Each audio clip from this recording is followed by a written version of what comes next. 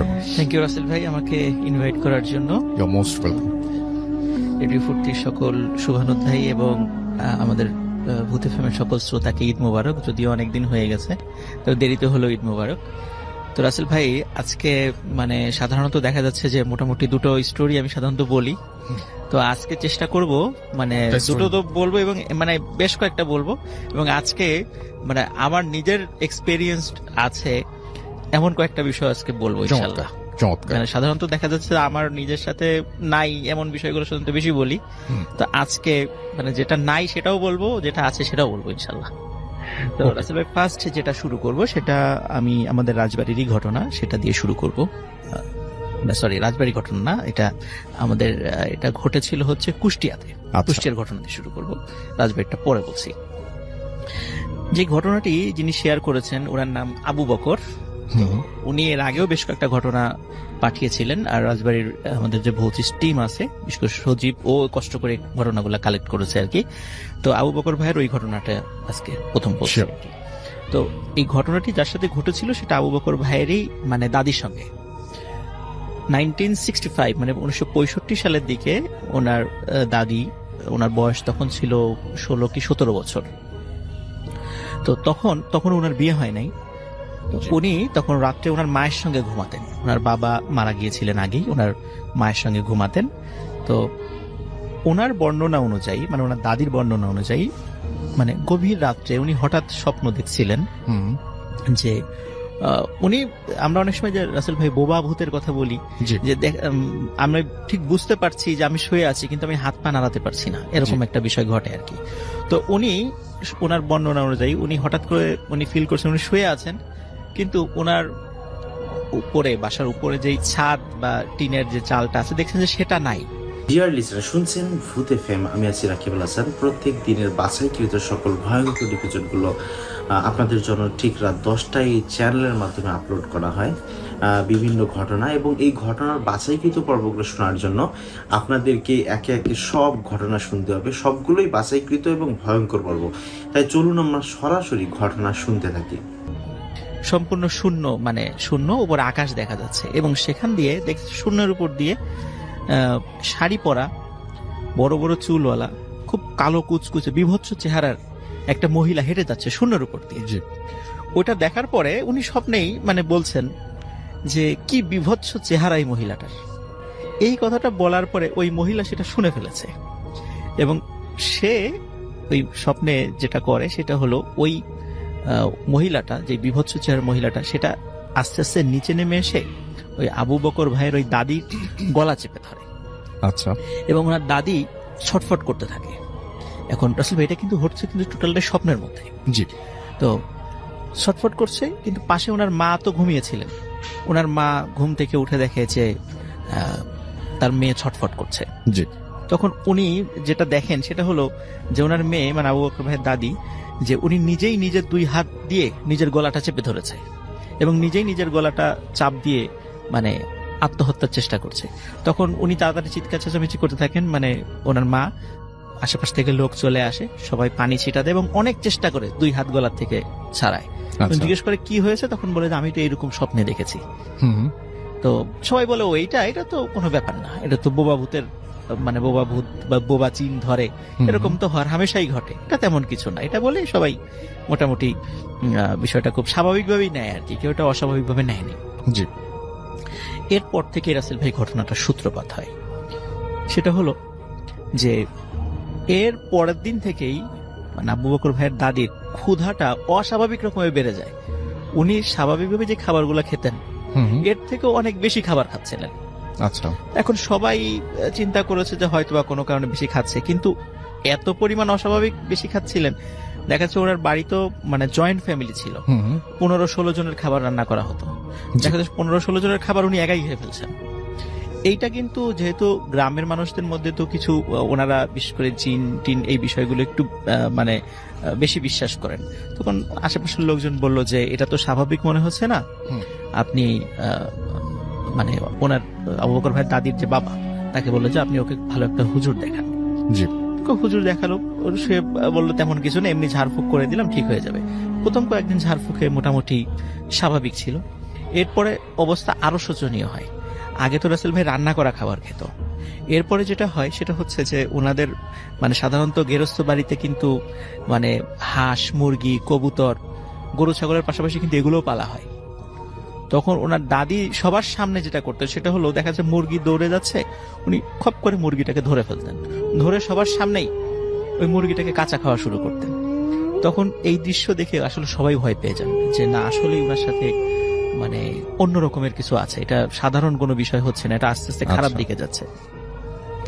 তখন বেশ পার্শ্ববর্তী উপজেলার একজন খুব নামকরা একজন হুজুরের শরণাপন্ন হন। তো উনি এসে বলেন যে ঠিক আছে, আমি একটা কাজ করছি, আমি এই বাড়িটাকে বন্ধ দিয়ে দিচ্ছি। সাধারণত আমরা ওই যে অনেক সময় দেখি যে বাড়ি বন্ধের বিভিন্ন রিচুয়াল গুলা করা হয়, বিভিন্ন প্রক্রিয়াগুলো করে বাড়ি বন্ধ করা হয়। তখন বলে যে এখানে তো ওই কিছু দুষ্টু জিনের উপদ্রব আছে, বাড়িটা বন্ধ করে দিলে এরা আসতে পারবে না। তখন বাড়ির বন্ধর যে প্রক্রিয়াটা ছিল রাসেল ভাই, এটা হয়তো বা অনেকেই জেনে থাকবেন, সেটা হচ্ছে যে বড় বড় 4টি পেরেক বাড়ির চারদিকে গাড়া হবে, পুঁতে ফেলা হবে এবং ওই সময় আজান দেয়া হবে। এটা হবে গভীর রাত্রে। তো ঠিকই রাসেল ভাই, গভীর রাত্রে যখন এই প্রক্রিয়াটা শুরু করা হলো, তখন সবাই ফিল করছিল যে কালবৈশাখী ঝড়ের মতো বাড়ির উপর দিয়ে কি যেন বয়ে যাচ্ছে। তো যাই হোক, মোটামুটি বাড়ি বন্ধের প্রক্রিয়াটা সম্পন্ন হয়। এরপরে 3 থেকে 4 মাস কোনো কিচ্ছু ছিল না, একদম স্বাভাবিক। তো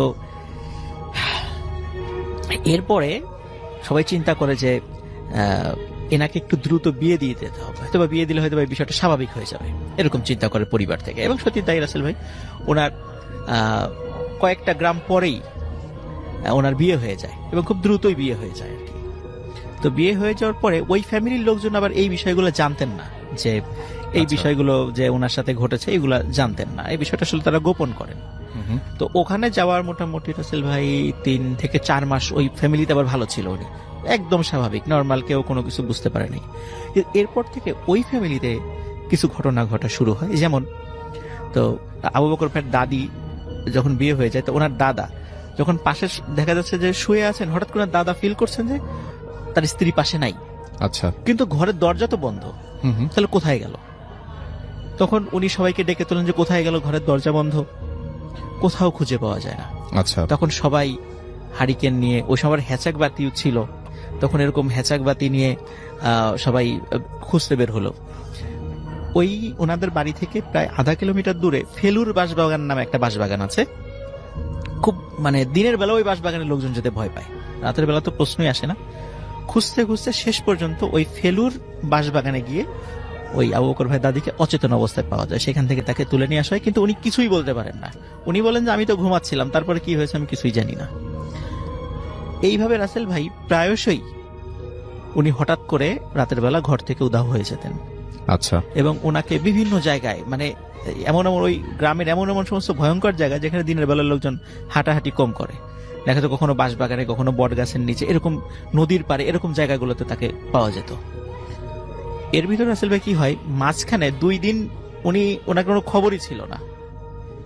2 দিন অনেক খোঁজাখুঁজি করেছে, কোথাও খবর মানে হয় না। হঠাৎ 2 দিন পরে রাতের বেলা বাড়িতে মানে রাতের বেলা উঠানে ভয়ঙ্কর শব্দ, সবাই বের হয়ে যায়, দেখে না দাদি পড়ে আছে অচেতন অবস্থায়। পরে সেখান থেকে তাকে নিয়ে আসা হবে, উনি এটা জানেন না 2 দিন উনি কোথায় ছিলেন। এখন রাসেল ভাই এই যে সমস্যাটা হচ্ছিল, এখন এটা তো সমাধান করা প্রয়োজন, যে এরকম তো চলতে দেয়া যায় না। তখন উনি ওনার হাজবেন্ড অনেক তান্ত্রিক দেখান, কবিরাজ দেখান, ভালো ভালো আলেমদের শরণাপন্ন হন, কিন্তু কিছুতেই হয়তো 2-1 দিন ভালো থাকে, তারপর আবার যা তাই মানে একই রকমের সমস্যা হচ্ছিল। এবং তারপর ডাক্তারও দেখান, ডাক্তার ওনার বডি চেক আপ করে বলেন যে আপনার স্ত্রী বেশি দিন বাঁচবে না, খুব তাড়াতাড়ি মারা যাবে, বড় জোর 2 মাস। আচ্ছা, তো এটা করে ওই আবু বকর ভাইয়ের দাদা খুব মানে মুষড়ে পড়েন এই ব্যাপারটা শুনে। তখন উনি একজন ভালো ইমাম সাহেবের একজন খবর পান, তার কাছে যান। কিন্তু ওই ইমাম সাহেব বললেন যে আসলে এই রোগের মানে এই রোগীর ট্রিটমেন্ট আমি করতে পারবো না। তো উনি আরেকজন মাগুরা জেলার মানে মাগুরা যে জেলা, এই বাস স্ট্যান্ড থেকে 5 কিলোমিটার পূর্বে একটি কবরস্থান আছে। তো ওই কবরস্থানের পাশে একটা মসজিদ আছে, ওই মসজিদের একজন ইমাম সাহেবের ঠিকানা দেন যে ওইখানে যান, হয়তোবা উনি এই ট্রিটমেন্টটা করতে পারবেন। তো ওনারা সত্যি সেখানে যান। তো ইমাম সাহেবকে দেখে আসলে খুবই অবাক হন ওনারা। ইমাম সাহেবের বয়স মানে 20 বছরের কম, একদম ইয়াং একটা তরুণ বয়সের একটা ইমাম সাহেব। এখন ওনারা বলছেন যে এত বড় বড় তান্ত্রিক কবিরাজ দিয়ে কোনো কাজ হলো না, এই বাচ্চা একটা ছেলে, এর দিয়ে কি কাজ হবে? তো ওনারা খুবই মানে হতাশ হয়ে যান। তারপরও বলেন যে এই সমস্যা, কিন্তু ওই বাচ্চা যে ইমাম সাহেব, উনি এটা রাজি হন না কাজটা করতে, বলে যে না, এই কাজটা আমি আসলে করতে পারবো না, আপনারা চলে যান, এটা আমি করব না। আচ্ছা, কেন অত ব্যাখ্যা ট্যাখ্যা দেন নাই। তো ওনারা ফিরে যান, আর ওনারা অতটা গুরুত্ব দেন নাই যে আসলে করতে চাচ্ছে না, ঠিক আছে। কিন্তু যখন ফিরে যান আবার ওই আগের ইমাম সাহেবের কাছে, তখন বলেন যে আপনারা ওনার কাছে আবার যান, এইটার যদি ট্রিটমেন্ট কেউ করতে পারে তাহলে এই পারবে, এবং গিয়ে করতে না চাইলে আমার পরিচয় দেবেন। তখন তারা ওখানে যান এবং গিয়ে ওই ইমাম সাহেবের পরিচয় দেন। আসলে রাসেল ভাই যে ইমাম সাহেব ওই ইমাম সাহেবের কাছে পাঠিয়েছিলেন, তো ওই ইমাম সাহেবের ছাত্র হলো ওই যে বাচ্চা ইমাম সাহেব, মানে তরুণ ইমাম সাহেব, যে মানে আসলে উনি ওনার ওস্তাদ তার ছাত্র কাছে পাঠিয়েছে। তার মানে আসলে মানে তার মানে বুঝতে হবে যে ছাত্র আসলেই খুব মানে এই বিষয়ে খুব পারদর্শী। তখন উনি বলেন আচ্ছা ঠিক আছে, যেহেতু আমার ওস্তাদ পাঠিয়েছেন আমি কাজটা করব, তো একটা নির্দিষ্ট সময় দেন যে এই সময় আসতে হবে আপনাদেরকে। তো ওই নির্দিষ্ট সময় যান, একটা পূর্ণিমার রাত্রে সময় যান। তখন উনি কি করেন, ওই ইমাম সাহেব একটি সাদা কাগজে আরবিতে অনেক লেখা লেখেন, লিখে বলেন যে আপনি কবরস্থানের পাশে দাঁড়িয়ে থাকবেন একা একা, আপনি গভীর রাত্রে হঠাৎ করে একটি গাড়ি আসতে দেখবেন, কিন্তু গাড়িটা দেখে মনে হবে ঘোড়ার গাড়ি, আসলে একটা ঘোড়ার গাড়ি না। এই ঘোড়ার জায়গায় দেখবেন বড় আকৃতির দুটো কুকুর আছে, মানে এই গাড়িটা টেনে আনে দুটো বড় আকৃতির কুকুর। তো আপনি এই গাড়িটার সামনে আসার পরে আপনি ভয় পাবেন না, আপনি সালাম দিবেন, দেখবেন যে ওখানে পালকিতে, মানে গাড়ির পিছনে যে পালকির মতো একটা জায়গা আছে, মানে ওখানে কোনো একজন লোক বসা আছে, কিন্তু তাদের চেহারা দেখার আপনার দরকার নাই, আপনি ওখানে গিয়ে তাদেরকে সুন্দর করে একটা সালাম দিবেন।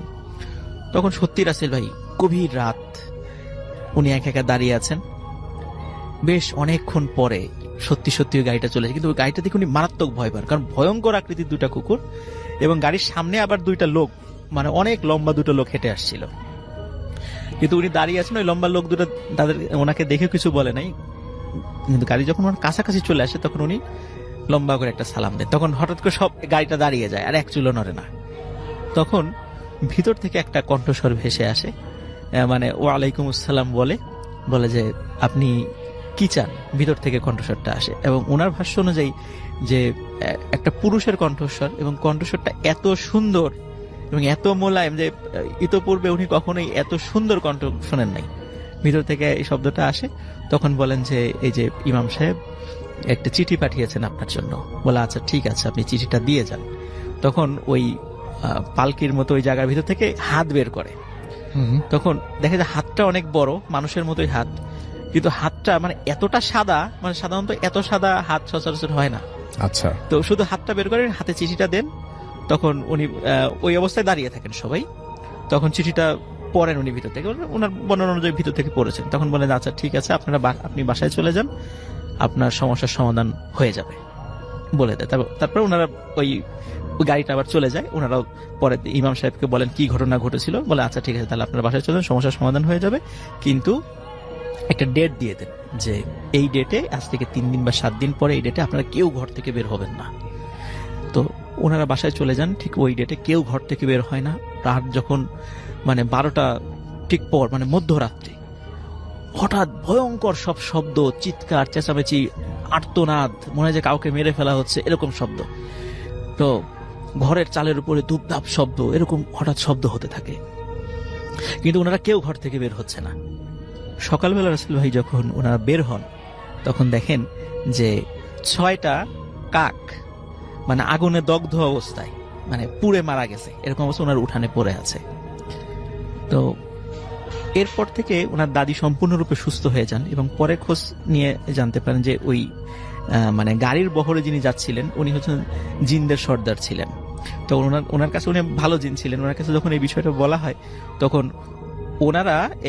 ওনার বাড়িতে আসেন ওই নির্দিষ্ট দিনে, এসে দেখে যে ওখানে 6টা জিন থাকতো ওই বাড়িতে, এবং ওরাই এই আবু বকর ভাইয়ের দাদিকে উৎপাত করত। তখন ওদেরকে ধরে ওনারা মেরে ফেলেন, এবং মেরে ফেলার পরে ওদের ডেড বডিটাই ওই অবস্থায় পাওয়া যায়। তো এরপর থেকে ওই বাড়িতে আর কোনো সমস্যা হয় নাই, উনি স্বাভাবিকভাবেই জীবনযাপন করেছেন, অনেকদিন জীবিত ছিলেন, অনেকদিন। পরে বার্ধক্যজনিত কারণে মারা গেছেন। তো এটাই ছিল রাসেল ভাই first story. Thank you so much. তো রিসেন্টলি ঘটে যাওয়া একটা ঘটনা তিনি আমাদের সাথে শেয়ার করবেন, চলুন শুনে আসি তার মুখ থেকে। আসসালামু আলাইকুম। ওয়ালাইকুম আসসালাম। মে মাসের 8 তারিখের ঘটনাটা, গত বুধবার আর কি ছিল দিনটা। তো সেই দিন যিনি আমার কাছে এই কথাটা আমার কাছে আসে বলে, ওনার নাম ছিল নীরব। ওনার বাবা মারা যায়, তারাবি নামাজের পরে তাকে দাফন দেওয়া হয়। রাত 11টা 11:30 বেজে যায়। জি। তো আমাদের যে কবরস্থানটা সেটা একটু মেরামত করাতে, লাশটা দাফন দিতে একটু কষ্টই হয় নিয়ে যেতে। তো যে খাটিয়া করে নিয়ে যাওয়া হয়, কষ্ট হতে সেই খাটিয়া থেকে কোলে তুলে 3-4 জন মিলে ধরে নিয়ে যেতেছিল। তো ছেলে যখন নিচে, তো ও বলতেছে এত হালকা এবং এত ছোট মনে হচ্ছিল বাবাকে যে আমি একাই নিয়ে যেতে পারবো। তো যেহেতু সবাই ছিল কাছে, তবু তার 3-4 জন মিলে নিয়ে গেল, লাশটাকে দাফন দিল। তো সেই রাত্রি তো সে সবাই দাফন টাফন করে চলে গেল। তো সেহরির পরে, ফজর নামাজের পরে ছেলেটা জিয়ারতের জন্য আসলো। তো এখন তো রমজান মাস, অন্ধকার এবং দিন আসতে আসতে অনেক দেরি হয়, কিন্তু নামাজ সেহরি খাওয়ার আজানের পরপরই জামাত দাঁড়িয়ে যায় নামাজের। তো ওই ছেলেটা নামাজ পড়ার পরে, ফজরের নামাজ পড়ি কবরস্থানে গিয়ে জিয়ারত করে। যখন সে মোনাজাত দিতেছিল, খুব অঝরে কান্না করতেছিল কবরস্থানে। তো সেই মুহূর্তে নাকি সেই ছেলেটা বলল যে আমি যখন মোনাজাত করি এবং খুব চিৎকার, মানে খুব অঝরে কান্না করি, তখন আমার এরকম একটা আওয়াজ আসে, এমন একটা কথা আমি শুনতে পারি, আমাকে বলতেছে নীরব বাসায় চলে যা, কাঁদিস না। তো উনি একটু প্রথম মোনাজাত তো ভাবতে কোনো কিছু মনে নেয়নি, উনি মোনাজাত করতেছিল, কান্না করতেছিল, সেই কথাটা আবারও আসে, নীরব বাসায় চলে যা। তখন সে তাড়াতাড়ি দ্রুত আর কি একটু ভয় চলে আসে তার ভেতরে, খুব ভয় ভীতিতে উনি সত্যি চলে আসে খুব তাড়াতাড়ি। কিন্তু সেই দিন তার কোনো কিছুই ভালো লাগেনি, সে নামাজও সেদিন পড়েনি, এবং সে যে রোজাটা রাখছে, সে বলছে আমার রোজাটাই আমার কাছে ভালো লাগলো না, সেদিন আমার খুবই খারাপ লাগতেছিল। সে কোনো নামাজই পড়া হয়নি, এবং সে পরবর্তীতে রাত্রে আর কবরস্থানে যাওয়া হয়নি। তো রাত্রে যখন সে ঘুমালো, সে ঘুমের মধ্যে সে এই কথাটা আসলো, তোকে বাসায় যেতে বলছি, নামাজ ছাড়তে বলছি। সে এরকম এই কথাগুলো শুনতে পায়, সে তাকে ধমক দেয়। তো উনি বলতেছে শব্দটা যে আসে এবং কথাটা বলে কে, ও এইটাকে নিয়ে অনেক ভয় পেতেছে। সে ভাবতেছে যে আমাকে জিনে ধরছে, এটা জিন আমাকে বলে, কারণ মানুষ মারা যাওয়ার পর মানুষ তার কিছু বলতে পারে না। তো কবরস্থান সকালবেলা ভরে যাওয়াতে হয়তো আমাকে জিন এরকম ডিস্টার্ব করতেছে। তো সে আমার কাছে করে আসলো, আমি তাকে বললাম যে এটা জিনের কোনো আসো বা জিন না, হ্যাঁ আপনার আব্বু দুনিয়া থেকে বিদায় নিছেন, আপনার আব্বুই আপনাকে এই শাসনটা করতেছে, যেহেতু ভালোবাসাটা ছিল আপনি কবরস্থানে যাবেন, জিয়ারত করবেন। উনি এখনো বিশ্বাস করে না, সে এখনো বলে যে আমি তো কোনো ইবাদত, আমার কোনো নামাজই ভালো লাগে না যেতে। দ্বিতীয়ত আমি শুধু এইটুকু কথা শুনতে পারি, নীরব কাঁদিস না, নীরব ইবাদত, নামাজ পড়, নামাজ ছাড়িস না। কিন্তু সে তার বাবাকে দেখতে পারে না, কথাগুলো শুনতে পারে। এখন সে এটাই নিয়ে ইয়েতে আছে চিন্তিত, যেটা হয়তো জিন, কিন্তু মৃত ব্যক্তি আমার কাছে আসতে পারে না। ঘটনাটা এটাই ছিল। Oh thank you so much. Rasel ভাই, এই ঘটনাটা আপনার 1988 যখন আপনার ফ্লাড হয় ওই সময়, তখনকার রাসেল ভাইয়া চারপাশে প্রচুর পানি, পানি ছাড়া কিছুই নেই, সব দিক শুধু পানি আর পানি। তো এই জন্য দেখা গেছে সব দিকে প্রচুর মাছ ভাইয়া। তো ওনার একটা পেশা ছিল ছোটবেলা থেকে যে উনি আপনার মাছ ধরার প্রতি একটা নেশা। তো একদিন রাতের বেলা ভাইয়া উনি মাছ ধরতে বের হবে, তেমন সময় ওনার আম্মু বললো যে একটু দেখে যেতে, কারণ আশেপাশের পরিবেশ হয়তো ভালো না, এখন চারদিকে অন্যরকম একটা ভাব। তো উনি অত তোয়াক্কা করলো না কথা, তো উনি বের হলো। তো উনি একটা খালের এক পাশে, যে জায়গায় উনি প্রতিদিন প্রায় মাছ ধরে, ওই জায়গায় গেল, বসলো। তো আধা ঘন্টার মতো হবে ওনার জাল বা অন্যান্য যা যা দরকারি জিনিসপাতি সেট আপ করার, ওগুলা করলো। করার পর আসলে উনি বললো রাত প্রায় অ্যারাউন্ড 12টার মতো বা 1টা। তো উনি ওই জায়গার মধ্যে বসে আছে অনেকক্ষণ যাবত। তো উনি দূর থেকে লক্ষ্য করছে যে একটা আলোটা আপনার কমলা টাইপের, কমলা রঙের আলোটা আসছে। তো উনি ভাবলো যে হয়তো বা নৌকা দিয়ে কোনো মানুষ এসছে, হ্যারিকেন। তো যতক্ষণ পর্যন্ত আলোটা কাছে আসছে, উনি স্পষ্ট হতে লাগলো যে আসলে এটা কোনো হ্যারিকেনের আলো না, বা এটা আসলে মানুষ না। তো উনি লক্ষ্য করলেন আসলে জিনিসটা তাহলে কি। তো উনি একটু পিছিয়ে হলেন, একটা গাছের আড়ালে গেলেন, কারণ উনি বুঝতে পারছে যে এটা অ্যাডনর্মাল কিছু। দেখলেন যে একটা আলো সম্পূর্ণ খোলা, এটা হাওয়ার মধ্যে ভাসছে এবং একটা ছায়া পড়ছে অপোজিট সাইডে, যে কিছু একটা আছে। কিছুক্ষণ পর লক্ষ্য করলো যে একটা সাদা শাড়ি পরা মহিলা অবয়ব, যে চুলগুলো ঝুলে আছে বোঝা যাচ্ছে, অনেক লম্বা, রাসেল ভাই হবে হয়তো বা 7-8 ফুট হবে এরকম উনি বললো। তো এটা আসছে ওই দিক থেকে, আর ওটার পায়ের নিচ থেকে মানে মনে হয় সমুদ্রের ঢেউ যেরকম হয় এরকম ফোয়ারা বেরোচ্ছে। তো উনি প্রচন্ড ভয় পায় এটা দেখে, ওনার কন্ট্রোল করতে পারে নাই। উনি ওই জায়গা থেকে আপনার দ্রুত বাসায় আসার পর ওনার আম্মুকে ওই দিন রাতে বলে না। সকালবেলা ওনার মাকে বলার পর ওনার মা অনেক বকাঝকা দেয় যে কেন রাতের বেলা এটা দেখার জন্য উনি ওই জায়গায় দাঁড়াইছিল, উনি তো আগেই আসতে পারতো। তো রাসেল ভাই তখন ওনার বেশ তেমন কিছু হয় না। তো একদিন এমন উনি আপনার রাতের বেলা আর কি মানে বিকেল বেলা আপনার হয় না এমন যে এক গ্রামের সাথে আরেক গ্রামের খেলা হয়, অনেক সময় কাবাডি খেলা হয়, তো এরকম একটা খেলা উনি দেখতে যায় অন্য গ্রামে। তো যাওয়ার পর রাসেল ভাই সন্ধ্যা হয়ে যায়, খেলা শেষ। তো ওই গ্রামে ওনার কিছু ফ্রেন্ড ছিল, বন্ধু। তো ওনারা বললো যে এতদিন পর আসছিস, আমাদের সাথে একটু আড্ডা দিয়ে যা। এটা কি আরেকটা ঘটনা? ভাইয়া হ্যাঁ। না, আমি একটা ঘটনাই নিব। আপনার সেই ঘটনাটা কি শেষ করে ফেললেন আপনি? আচ্ছা ঠিক আছে। আচ্ছা, আপনি এটা আরেকটা ঘটনা বলছেন। আচ্ছা জি। ঠিক আছে, এটা শেষ করেন, কিন্তু আরেকটা ঘটনা আমরা তার আগে মানে জি বল। জি অবশ্যই। তো ওনারা বললো যে আজকে আমাদের সাথে আড্ডা দিয়ে যা। তো উনি আড্ডা দিতে দিতে সময় আর খেয়াল করেন নাই। তো রাত প্রায় অনেক বেজে গেছে, 11টা-12টা। তো তখনকার সময় রাত 11টা-12টা মানে রাসেল ভাই অনেক, আর গ্রাম অঞ্চল। তো উনি আসতেছে রাতের বেলা ওই দিক থেকে। তো ওনাদের বাড়ি থেকে আসার পথে মানে ওই যে রাস্তায় একটা ভাইয়া তেঁতুল গাছ পড়ে, ওই গাছটার নামে আগে থেকে কিছু বদনাম ছিল, কারণ মানুষ অনেক কিছু ওই জায়গায় দেখতো। রাসেল ভাই কি দেখতো, যেমন আপনার দেখতো যে রাতের বেলা একটা লোক মানে লোক টাইপের অভাব, যে পায়ের মধ্যে রশি দিয়ে ঝুলে আছে, সম্পূর্ণ সাদা, চুলগুলো সাদা, নিচের দিকে চেয়ে আছে, মানে চেহারা দেখা যায় না। তো অনেকেই এটা দেখে ফ্রেন্ড হয়ে যেত, ওই জায়গায় অজ্ঞান হয়ে যেত, কারণ এত বেশি সাহস ছিল না অনেকেরই, সবাই এরকম দেখতো। উনি ভয় পাচ্ছিল যে উনি এরকম কিছু দেখতে পায় কিনা। আল্লাহর রহমতে উনি ওটা দেখে না, উনি আগে যায়। এখন যাওয়ার পরে কিছুক্ষণ যাওয়ার পর একটা পুল পড়ে ভাইয়া। তো উনি পুলে উঠার আগে উনি লক্ষ্য করেন যে পিছ থেকে এমন একটা শব্দ হচ্ছে যে কেউ হয়তো বা কাঠের খড়ম পায়ে দিয়ে হাঁটে বা এরকম ঠক ঠক ঠক শব্দ হচ্ছে। উনি প্রচন্ড ভয় পায় ভাইয়া, কিন্তু উনি জানে যে এখন ভয় পেলে আসলে চলবে না। তো উনি আগে যায়, যখন বীজের কাছাকাছি, পুলটার কাছাকাছি, তো তখন দেখলো যে একটু দূরে বিলের মধ্যে আপনার বিশাল বিশাল মাছ আকৃতির মাছ এরকম লাফাচ্ছে আপনার। তো আবার দেখছে যে এমন কিছু মানুষ আছে যে যারা ওগুলা ধরছে, আবার জাল দিয়ে মেরে মেরে ধরছে। তো এটা দেখার পর উনি আরো বেশি ভয় পায়, উনি আর নিজেকে কন্ট্রোল করতে পারে না। উনি দৌড় দিল ওই জায়গা থেকে। দৌড় দেওয়ার পর আপনার কালভার্ট যখন ক্রস করবে, বীজটা ক্রস করে যাবে, সামনে দেখতে পায় আপনার কালো দুইটা অবয়ব দাঁড়ায় আছে। ওনাকে মানে মনে হচ্ছে যে ইশারা দিচ্ছে যে ওনার আসতে। উনি এটা দেখে নিজেকে কন্ট্রোল করতে পারে না ভাইয়া, উনি ওই জায়গায় অজ্ঞান হয়ে যায়। সকালবেলা আপনার যখন কৃষক যারা আছে ওই এলাকারই, ওনাকে মানে পায়ে ওই জায়গার মধ্যে যাওয়ার পর ওনার বাসায় দিয়ে আসে ভাইয়া। দিয়ে আসার পর ওনার আম্মু তো অনেক আপনার আপসেট হয়ে যায়, কান্নাকাটি করে, এটা কেন হলো, এরকম কেন করলো, রাতের বেলা তুমি থাকতেও পারতো অন্য গ্রামে। তারপরে হুজুর আনা হয়, হুজুর আনার পর হুজুর বললো যে আর কখনো যেন উনি রাতের বেলা এরকম না বের হয়, আর পরবর্তীতে যদি এমন কিছু হয় তাহলে ওনাকে হয়তো বাঁচানো সম্ভব না, এরকম বললো। থ্যাংক ইউ রাসেল ভাই। থ্যাংক ইউ সো মাচ, আপনার ঘটনার জন্য আপনাকে অনেক ধন্যবাদ। ঘটনাটির সময় 1976 সাল, নড়াইল জেলার লোহাগাড়া উপজেলার লাহুরিয়া ইউনিয়নের ছোট্ট গ্রাম লাহুরিয়া। এই গ্রামেই প্রহ্লাদ বিশ্বাস, তার স্ত্রী, তার 3 ছেলে প্রভাস, পঙ্কজ ও প্রকাশ।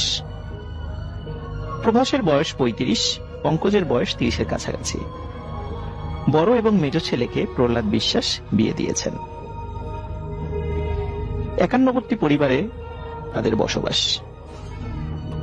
কিন্তু ছেলের বউ এবং ছেলের পরিবারের সাথে প্রহ্লাদ বিশ্বাস ও তার স্ত্রীর বনিবনা না হওয়ায় ছোট ছেলে প্রকাশকে নিয়ে তাদের বাড়ি থেকে কিছুটা দূরে তাদেরই দীর্ঘদিন ধরে পতিত থাকা একটি জমিতে 3টি ঘর নির্মাণ করেন। ওই জমির চতুর্দিকে রয়েছে ফসলি জমি। সেটি আসলে কোনো গ্রাম নয়, গ্রামটা ফসলি জমির ঠিক পাশে। যেখানে ঘর নির্মাণ করেন প্রহ্লাদ বিশ্বাস, সেখান থেকে অন্য বাড়িগুলোতে যেতে পায়ে হেঁটে প্রায় 10 থেকে 15 মিনিট সময় লাগে। বলতে পারেন যে চতুর্দিকে ফসলি জমি, মাঝখানে একটি ভিটা, সেখানে প্রহ্লাদ বিশ্বাস, তার স্ত্রী এবং তার সন্তানকে নিয়ে একটি মাত্র পরিবার সেখানে বসবাস করে। বড় একটি ঘর, মাঝারি সাইজের একটি ঘর এবং একটি রান্নাঘর সেখানে ছিল। ওয়াশরুম ঘরের বাইরে ছিল, যেমনটি গ্রামে থাকে। ভালোই চলছিল তাদের। এর মধ্যে প্রহ্লাদ বিশ্বাসের ঘর আলো করে একটি কন্যা সন্তানের জন্ম হয়। আদর করে নাম রাখেন প্রিয়াঙ্কা। এর কিছুদিন পর প্রহ্লাদ বিশ্বাসের ছোট ছেলে প্রকাশের একটি সরকারি চাকুরি হয়। পোস্টিং হয়ে যায় খুলনা শহরে। চাকরি পাওয়ার মাসখানেক পর ছোট ছেলের বিয়ে দেন প্রহ্লাদ বিশ্বাস। বউকে মা বাবার কাছে রেখেই ছোট ছেলে প্রকাশ চলে যায় আবার তার কর্মস্থল খুলনায়। প্রহ্লাদ বিশ্বাস, তার স্ত্রী কন্যা প্রিয়াঙ্কা ও প্রকাশের স্ত্রী কল্যাণী, এই চারজন বড় ঘরটায় থাকতেন। প্রকাশ বাড়ি আসলেই শুধু কল্যাণীকে নিয়ে অন্য ঘরটাতে থাকতেন। সাল 1979। 76 সাল থেকে 79 সাল পর্যন্ত তেমন কোনো সমস্যাই তারা সেখানে ফেস করেনি। কিন্তু 79 সাল বাংলা 1386 সালের 23শে ভাদ্র এই রাতেই ঘটে এক ভয়ানক ঘটনা। গ্রামবাসী গভীর রাতে প্রহ্লাদ বিশ্বাসের বড় ঘরটায় দাউ দাউ করে আগুন জ্বলতে দেখে। গ্রামবাসী আগুন নেভাতে ছুটে গেলেও ততক্ষণে সব শেষ। গ্রামবাসী দেখে ঘরের মধ্যে বীভৎসভাবে পুড়ে যাওয়া 4টি লাশ পড়ে আছে। বড় ঘরটি ছাড়া বাকি ঘরগুলো অক্ষত ছিল। সকালে পুলিশ আসে, লাশগুলো পোস্টমর্টেমের জন্য নিয়ে যায়। খবর পেয়ে খুলনা থেকে ছুটে আসে প্রকাশ। মা, বাবা, বোন ও প্রাণপ্রিয় স্ত্রীকে হারিয়ে শোকে স্তব্ধ হয়ে পড়ে প্রকাশ। আত্মীয় স্বজনরা সান্ত্বনা দিতে থাকে। এর মধ্যে ঘটনা নতুন দিকে মোড় নেয়। যখন লাশের ময়না তদন্ত হয়, ময়না তদন্তে দেখা যায় আগুনে পোড়ার আগেই এই 4 জনকে হত্যা করা হয়। সন্দেহের তীর চলে যায় প্রকাশের বড় 2 ভাই প্রভাস ও পঙ্কজের দিকে।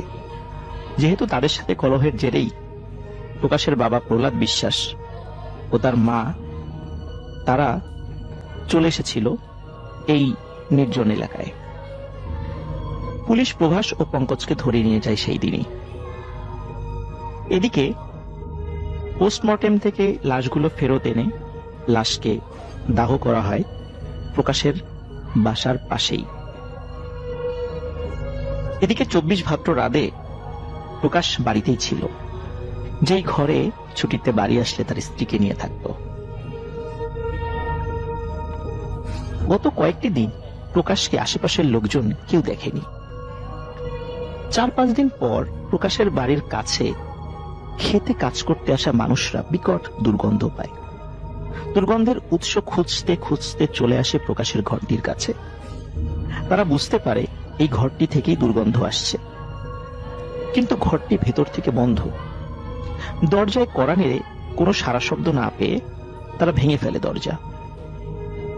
দরজা ভেঙেই তারা দেখে প্রকাশের পচে ফুলে যাওয়া দুর্গন্ধময় লাশ। লাশটি ঘরের মধ্যেই পড়েছিল। তাড়াতাড়ি পুলিশকে খবর দেওয়া হয়।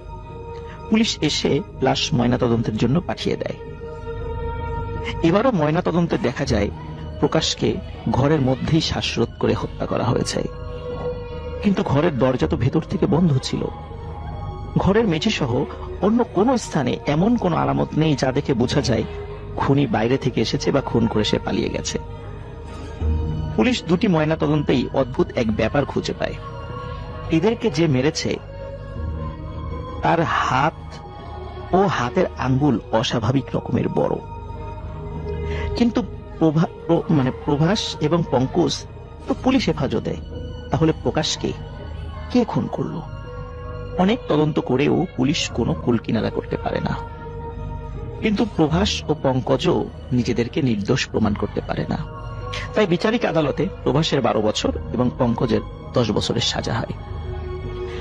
কিন্তু আসল রহস্য থেকে যায় অমীমাংসিত। এই রহস্যের কিনারা পেতে আমাদেরকে যেতে হবে আরো দূরে। প্রিয় শ্রোতা, 23শে ভাদ্র লাহোরিয়া গ্রামবাসীর কাছে এক ভয়ানক তারিখ। কারণ 1979 সালে গভীর রাতে এই ভয়ানক ঘটনা প্রতি বছর তাদেরকে স্মরণ করিয়ে দেয়। কারণ প্রতি বছর 23শে ভাদ্র প্রহ্লাদ বিশ্বাসের ওই ভিটায় দাউ দাউ করে আগুন জ্বলতে দেখত গ্রামের মানুষ। তাই গ্রামের মানুষ ওই ভিটা সহ আশেপাশের কিছু এলাকার নাম দেয় পোড়াবাড়ি। তো ঘটনায় চলে যাই। ঘটনা যেদিন ঘটে, অর্থাৎ আমার নানার বাবা আমার নানার বাবা দীর্ঘদিন পৃথিবীতে বেঁচে ছিলেন, প্রায় 110 বছর তিনি পৃথিবীতে বেঁচে ছিলেন। তো তিনি যেদিন মারা যায়, তো তিনি মারা যায় ঠিক সন্ধ্যার দিকে তিনি মারা যায়। তো সন্ধ্যার দিকে মারা যাওয়ার পর আমার নানা তিনি চিন্তা করলেন তার বাবা মারা গেছে, তো কাফন তো আনতে হবে। তো কথা না বাড়িয়ে তিনি চিন্তা করলেন যে সে নিজেই যাবে কাফন আনতে। তো তার বাসা ছিল গ্রাম থেকে তাকে কাপড় কিনতে হলে বীরগঞ্জ থানা যে বাজারটা আছে তাকে সেখানে যেতে হবে। তো তার গ্রামটা ছিল অনেক ভিতরে, সেখান থেকে তাকে সাইকেল নিয়ে তিনি রওনা দিলেন কাপড় কেনার। তো তিনি বাসা থেকে বের হলেন সাইকেল নিয়ে, নর্মাল ভাবে তিনি যেভাবে এতদিন বীরগঞ্জ থানায় এসে যে বাজার আছে সেখানে তিনি বাজার করতেন, ঠিক সেইভাবে তিনি রওনা দিলেন বাজার করার উদ্দেশ্যে। সেখানে এসে তিনি কাপড় কিনবেন। তো তিনি বাসা থেকে বের হন, সাইকেল নিয়ে ভালোভাবে বের হন। তো গ্রাম অঞ্চলের রাসেল ভাই আপনি খেয়াল করে দেখবেন যে নদী পারাপারের জন্য সাঁকো থাকে, সাধারণত সাইকেল নিয়ে হোক বা যে কোনো যানবাহন নিয়ে চলাফেরা করার জন্য সাঁকো।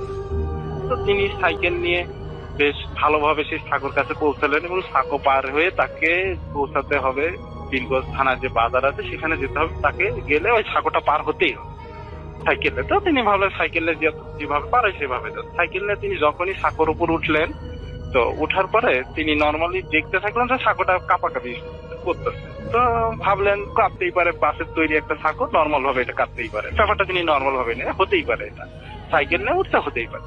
তিনি আর কোনো কিছু না ভেবে সাইকেল নিয়ে ভালোভাবে সাঁকোটা ক্রস করে চলে গেলেন। এভাবে তিনি ভালোভাবেই বীরগঞ্জ থানা যে বাজার আছে সেখানে পৌঁছালেন এবং দোকানে গিয়ে কাপড় কিনলেন। তো কিনে তিনি যখন তার পকেট থেকে টাকা বের করতে যাবেন দেখেন যে তার পকেটে কোনো টাকা নেই, অথচ তিনি বাসা থেকে টাকা নিয়ে বের হয়েছিলেন। তিনি ব্যাপারটা বুঝতে পারলেন না। তিনি বললেন যে কিভাবে কি হলো, আমি তো পকেটে টাকা নিয়ে বের হলাম। তো তখন সে খেয়াল করলো যে সাগর ওখানে কাঁপাকাঁপি হলো, তখন আমার পকেট থেকে টাকা পড়ে গেছে কিনা। তখন সে ব্যাপারটা ভাবলো হয়তো ওখানেই টাকা পড়ে যেতে। তো দোকানদার তার পরিচিত থাকায় দোকানদার তাকে বললো যে আপনি নিয়ে যান, সমস্যা নাই, পরবর্তীতে যে কোনো সময় এসে আপনি টাকাটা যে কোনো জিনিসে দিয়ে দেবেন, আপনি কাপড় নিয়ে চলে যান। তো উনি দোকানদারের সাথে কথা বলে কাপড় নিয়ে সাইকেল নিয়ে আবার ব্যাক করে আবার যখন ওই সাঁকোর কাছে আসলেন তখন তিনি চিন্তা করলেন যে এখানে তখন আমার টাকাটা পড়ে যেতে পারে, একটু দেখি এখানে পড়ছে কিনা। তিনি দেখলেন যে এক সাইডে টাকাটা পড়ে আছে, টাকাটা যেভাবে তিনি নিয়েছিলেন ওইভাবেই ভাগ করা এবং ওখানে টাকাটা পড়ে আছে। তিনি টাকাটা ওখান থেকে নিলেন এবং চিন্তা করলেন এদিক দিয়ে তো শুধু আমি যাতায়াত করছি না, অনেকই যাতায়াত করি, অনেক কিন্তু এদিক দিয়ে চলাফেরা করে, তো টাকাটা এখন এইভাবে কি করে থাকলো, টাকাটা তো এখানে থাকার কথা না। তো তিনি আর ভাবলেন না হয়তো কেউ নেয়নি বা কারো জন্য হয়তো পরেনি, তিনি ভালোভাবে টাকাটা হাতে নিলেন। টাকাটা হাতে নিয়ে তিনি নর্মাল ভাবে আবার বাসায় আসার জন্য তিনি যে পথটি বেছে নিলেন ওই পথটি ছিল শর্টকাট একটা পথ, যে তাড়াতাড়ি যেন বাসায় পৌঁছাতে হয়। অলরেডি সে যখন সন্ধ্যায় বের হয়েছিল তখন প্রায় রাত 9টা বাজে। গ্রামের মধ্যে রাত 9টা মানে অনেক রাত। অলরেডি কাপড় কিনে নিয়ে তিনি যখন ব্যাক করতেছিলেন বেরোতে 9টা বেজে গেছে। তার একটু আছে প্রায় 1 কিলোমিটার গেলেই তার বাসা। তো সেখানে 3 রাস্তার একটা মোড় আছে, 3 রাস্তার মোড়ে একটা বিরাট বড় বট গাছ। আসল ঘটনাটা ঘটে এখানে। তিনি যখন বট গাছের নিচে আছে হঠাৎ মনে হলো তার সাইকেলটা কেউ আটকায়, সাইকেলটা কেউ দাঁড় করাচ্ছে, যে সাইকেলটা সে পেডাল দিচ্ছে কিন্তু সাইকেল আর আগে যাচ্ছে না। তো সেখানে এসে থেমে গেল। থেমে যাওয়ার পরে থেমে গেছে বলতে কি তার অনুভব হচ্ছে যে সাইকেলটা কেউ আটকাইছে, সে প্যাডাল করতেছে কিন্তু সাইকেল আর আগে যাচ্ছে না। ধীরে ধীরে সে খেয়াল করলো যে তার শরীরের উপর তার আর কোনো কন্ট্রোল শক্তি নাই, সে প্যাডালও করতে পারতেছে না, প্লাস সাইকেলটা এগিয়ে নিয়ে সেটা তো সম্ভবই হচ্ছে না। তো হঠাৎ সে লক্ষ্য করলো যে সাইকেল সহ তার দেহটা তিনি নিজে সাইকেলের উপর বসে আছেন, সাইকেলটা সহ এবং তিনি নিজে উপরে উঠে যাচ্ছেন, মাটি থেকে অনেক উপরে উঠে যাচ্ছেন। ধীরে ধীরে তিনি বিষয়টা খেয়াল করতে থাকলেন যে তিনি বট গাছের একটা ডালের উপর ধীরে ধীরে উঠে গেলেন মাটি থেকে। অটোমেটিক তিনি বুঝতে পারলেন না তার সাথে কি করতেছে, যে এটা কি করে সম্ভব, এটা কি করে হতে পারে, যে কেউ না এখানে কাউকে আমি দেখতেছি না, আমি কি করে উঠে যাচ্ছি। তো তিনি হঠাৎই নিজেকে দেখতে পেলেন যে মাটি থেকে তিনি বট গাছের উপরে অলরেডি উঠে গেছেন। হয়তো তার তিনি চিল্লাবেন না কি করবেন এটা তার মনে আসতেছিল না, তার আর কোনো শক্তি পাচ্ছিল না, সে তার নিজের দেহকে কন্ট্রোল করবে এই শক্তিটা নাই, প্লাস সাইকেলের উপরে সে অলরেডি বসে আছে। এইরকম অবস্থাতেই সে বট গাছের একটা ডালার উপরে উঠে গেছে। তো তখন সে মনে মনে ভাবতে থাকলো যে আমি নিজেকে তো বাঁচাতে হবে, এইভাবে তো আমি কি হবে, এখানে কি করতে চলেছে আমার সাথে, আমি তো কিছু বুঝতে পারছি। তখন সে মনে মনে যতটুকু পারে যে দোয়া করতে পারে তিনি মনে মনে সব উচ্চারণ করতে থাকলেন বা যতটুকু পারে পড়তেছিলেন। তো হঠাৎ পড়তে পড়তে তিনি খেয়াল করলেন যে তার শরীরে আবার শক্তি ফিরে আসছে। যে নর্মাল ভাবে ছিলেন সেই নর্মাল ভাবে তার শরীরে শক্তি ফিরে আসতেছে, প্লাস স্বাভাবিক হচ্ছে। তো স্বাভাবিক হতে হতে হঠাৎ করে তিনি বটগাছ থেকে নিচে পড়ে যান, একদম সাইকেল সহ তিনি বটগাছ যে ডালে ছিলেন ওখান থেকে নিচে পড়ে যান। সাইকেলটা একদিকে পড়ে যায়, তিনি আরেকদিকে পড়ে যান। সাইকেলটা পড়ে যাওয়ার সঙ্গে সঙ্গে ভেঙে যায়, প্লাস তার এক পা এক সাইড হয়ে তিনি পড়ে যায়। এক কাঁধ হয়ে পড়ে যাওয়ার ফলে তার এক হাত তার শরীরের নিচে পড়াতে সে হাতটা ভেঙে যায়, তারপর যে পাশ হয়ে পড়ে ওই পাটা ভেঙে যায়। তো তিনি আর ওখান থেকে উঠে দাঁড়ার মতো তার আর কোনো শক্তি ছিল না। তো ওখানে তিনি চিল্লাচিল্লি করেন। তো ওখানে বটগাছের সাথে একটা বাসা ছিল একটু দূরে, সেখান থেকে লোকটা চিল্লাচিল্লি শুনে চলে আসার পরে তাকে উদ্ধার করে তাকে বাসা পর্যন্ত নিয়ে যায়। তো রাসেল ভাই, এই ছিল ঘটনা। তারপর সেখান থেকে তাকে নিয়ে যাওয়ার পরে তিনি বাসায় ভালোভাবে যান। তাকে ঘটনা সব এই লোকটাকে বলেন যে এই ঘটলো। লোকটা বলে যে এখানে অনেকের সাথে অনেক ঘটনাই ঘটে থাকে, বিষয়টা কঠিন কিছু না। এটা নর্মাল ভাবেই তিনি তাকে বোঝালেন, তাকে সান্ত্বনা দেওয়ার চেষ্টা করলেন। তো তাই ওই লোকটা কি তাকে আমার নানাকে ধরে ভালোভাবে বাসায় নিয়ে গেলেন। তো রাসেল ভাই, এই ছিল মূল ঘটনা। লিসেনার, আজকে আমি যে ঘটনাটি আপনাদের সাথে শেয়ার করব, এই ঘটনাটি একটি হসপিটাল কেন্দ্রিক ঘটনা। আপনারা অনেকেই হসপিটালের ঘটনা শুনতে চান। আমি আশা করব আজকের ঘটনাটি তাদের অনেক অনেক ভালো লাগবে। ঘটনাটির সময়কাল 1991 সাল। ঘটনাটি আমাকে যিনি দিয়েছেন ওনার নাম হচ্ছে রোমানা রেজা। ওনার বাড়ি পুরান ঢাকার ওয়ারিতে।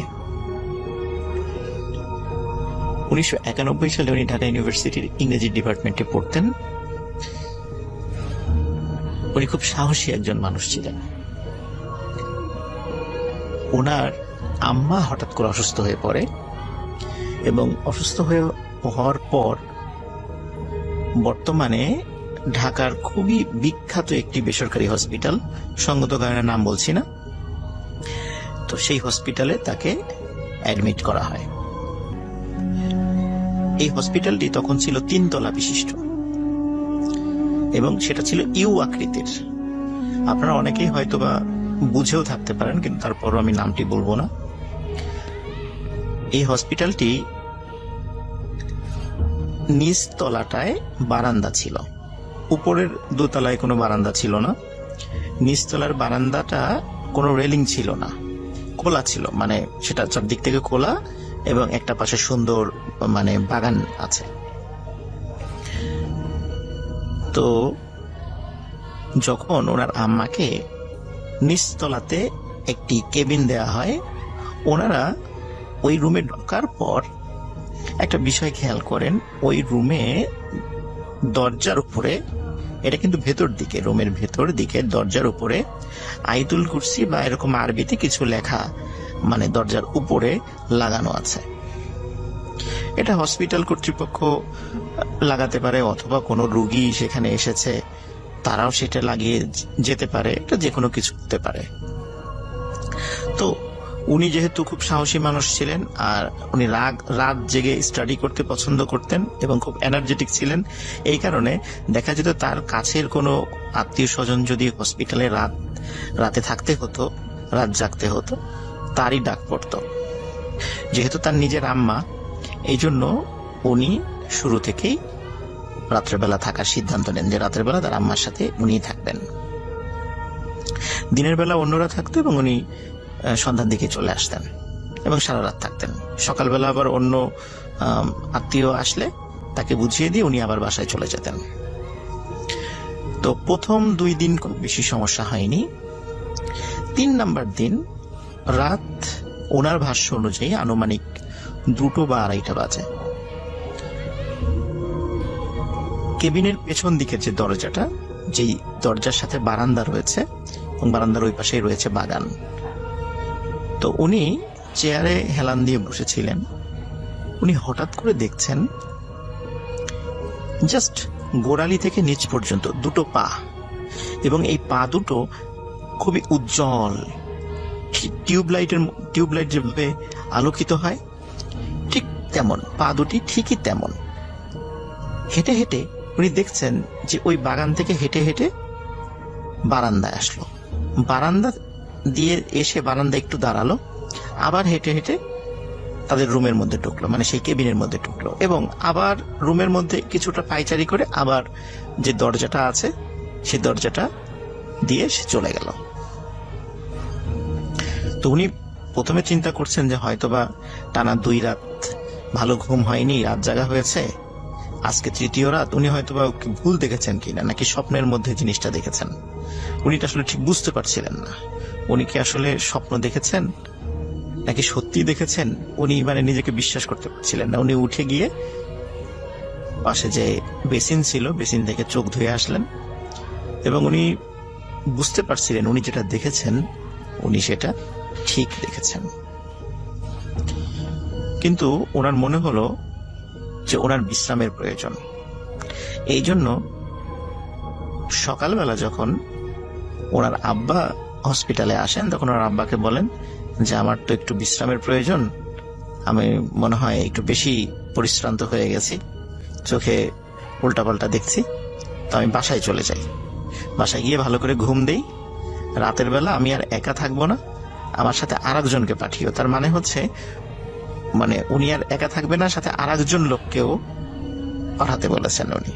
তো ওনার আব্বা বলল ঠিক আছে, তার খালাকে উনি পাঠিয়ে দেবেন।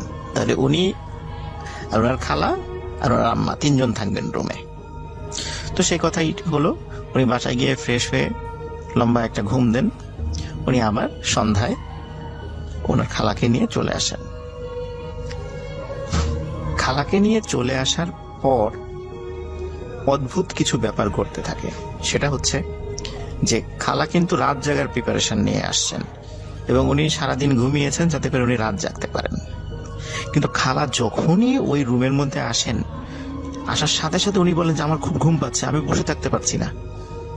উনি সাথে সাথে পাশে যে চেয়ার ছিল সেই চেয়ারে বসে পড়েন এবং ঘুমিয়ে যান, এবং ওনাকে অনেক ডাকাডাকি করে, কিন্তু উনি ঘুমের ভেতরে বলতে থাকেন যে আমি কিছুতেই চোখ খোলা রাখতে পারছি না, এত ঘুম আমার কেন আসছে আমি জানি না। তার মানে এটা বলতে বলতেই উনি একদম মানে ঘুমিয়ে যান, ওনাকে আর কোনোভাবেই জাগানো সম্ভব হয় না। তখন এই রোমানা আপু উনি যেটি করেন সেটা হচ্ছে যে উনি চিন্তা করেন যাক আজকে রাত্রে আমাকে জাগতে হবে। তো উনি অন্যান্য দিনের মতোই স্বাভাবিকভাবেই উনি ওনার আম্মার পাশে পায়ের দিকে উনি ওই হসপিটালে বেডের সাথে একটু হেলান দিয়ে উনি বসে আছেন। তো হঠাৎ করে মনে হলো যে উনি একটু বারান্দায় গিয়ে পায়চারি করবেন। উনি বারান্দার দিকে যান, বারান্দার দিকে গিয়ে হঠাৎ করে একটা জায়গায় ওনার চোখ আটকে যায়। উনি দেখেন ওনাদের যে বারান্দাটা, এই বারান্দা বরাবর ঠিক অপোজিট পাশে দোতলাতে একটি রুমের লাইট জ্বালানো। আমি আগে থেকে বলে নিয়েছি দোতলাতে কোনো বারান্দা ছিল না, সেটা সরাসরি রুমের মতো আর কি, মানে সেই রুমে কোনো বারান্দা নেই। তো উনি খেয়াল করেন ওই রুমের মধ্যে স্পষ্টভাবে দেখা যাচ্ছে যে সাদা কাপড় পরা কিছু একটা দাঁড়িয়ে আছে। উনি ভালো করে খেয়াল করেন যে সাদা কাপড় পরা যেটা দাঁড়িয়ে আছে সেটার আকৃতিটা অন্যান্য সাদা কাপড় পরা কোনো মানুষের মতো নয়।